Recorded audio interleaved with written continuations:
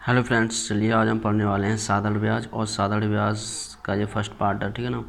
तो इसमें हम देखेंगे सिंपल सॉल्यूशन के सिंपल क्वेश्चन को कैसे हल किया जाता है, यानी इसमें हम देखेंगे साधारण ब्याज कैसे निकालें, ठीक है ना। हमें साधारण ब्याज निकालनी होगी कि साधारण ब्याज कैसे निकाली जाती है, ठीक है। तो क्वेश्चन पढ़ते हैं। 1000 रुपये की धनराशि 10% वार्षिक साधारण ब्याज की दर से 2 वर्ष के लिए उधार दी गई, उसका साधारण ब्याज ज्ञात कीजिए। सिंपल, इसमें कुछ नहीं करना है। सिंपल हमें क्या निकालना है, हमें साधारण ब्याज निकालना है। यानी 1000 रुपये की धनराशि दे रखी है, तो मूलधन कितना दे रखा है, यानी पी अमाउंट कितना दे रखा है, 1000 रुपये दे रखा है, ठीक है ना। और दर कितनी दे रखी है, आर कितनी दे रखी है, 10% दे रखी है, ठीक है ना।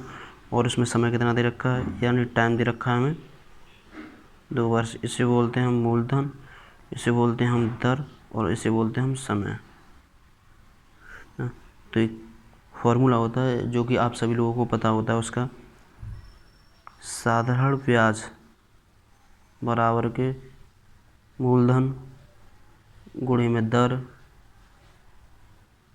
गुणे में समय अपॉन के 100, ठीक है ना। तो इसमें मूलधन कितना दे रखा है, 1000 रुपये दे रखा है, तो मूलधन की जगह पे कितनी, 1000 रुपये की धनराशि रख दो, इसका मान रख दो 1000 रुपये, गुणे में दर की वैल्यू कितनी दे रखी है 10%, तो इस पर 10% रख दो। और इसमें समय कितना दे रखा है 2 वर्ष, तो इसमें 100 2 वर्ष रख दो अपॉन में 100। डबल जीरो से ये डबल जीरो कट गए, यहाँ कितना बचा 10 गुणे में 10 गुणे में 2, यानी 10 धाम 100 और 100 दूनी 200, यानी आपका ऐसा ही कितना निकल के आ गया 200 रुपये, ठीक है ना। चलिए नेक्स्ट क्वेश्चन पढ़ते हैं। नेक्स्ट क्वेश्चन कह रहा है कि 4000 रुपये की धनराशि पर 20% वार्षिक साधारण ब्याज की दर पर 3 वर्ष के लिए उधार दी गई, उसका साधारण ब्याज ज्ञात कीजिए, है ना। 4000 रुपये की धनराशि 20% वार्षिक साधारण ब्याज की दर पर 3 वर्ष के लिए उधार दी गई है ना।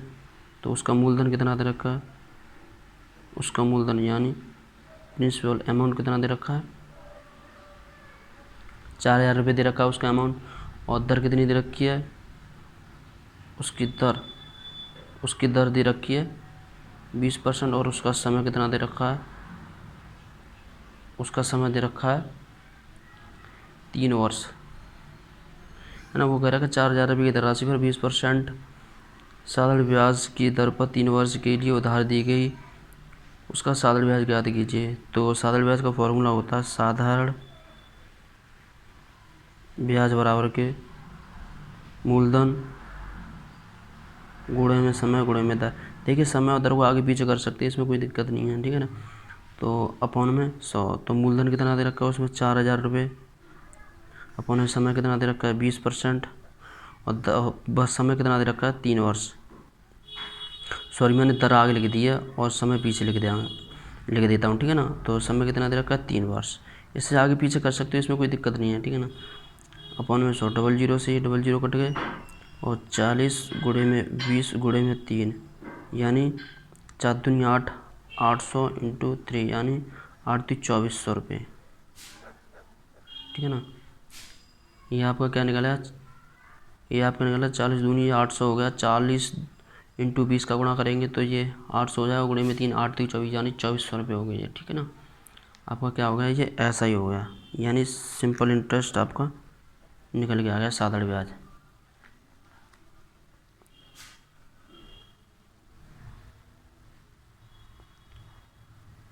एक क्वेश्चन कह रहा है कि मयंक ने 10,000 रुपये की धनराशि 4% वार्षिक साधारण ब्याज की दर पर 5 वर्ष के लिए उधार लिए, ठीक है ना। तो साधारण ब्याज ज्ञात कीजिए, यानी मयंक ने 10,000 रुपये की धनराशि है, उसका प्रिंसिपल दे रखा है, अमाउंट कितना दे रखा है 10,000 रुपये दे रखा है, और उसकी दर कितनी दे रखी है 4% दे रखी है, और उसका समय कितना दे रखा है, जो समय दे रखा है वो 5 वर्ष है ना। तो निकालते हैं।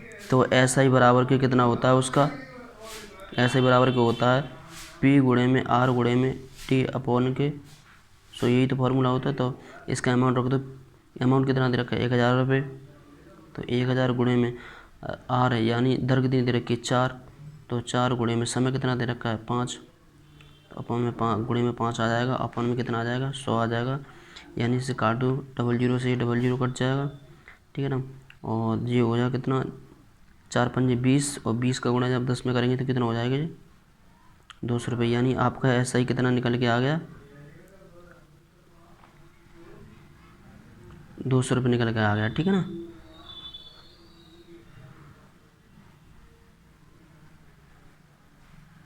तो चलिए थैंक यू।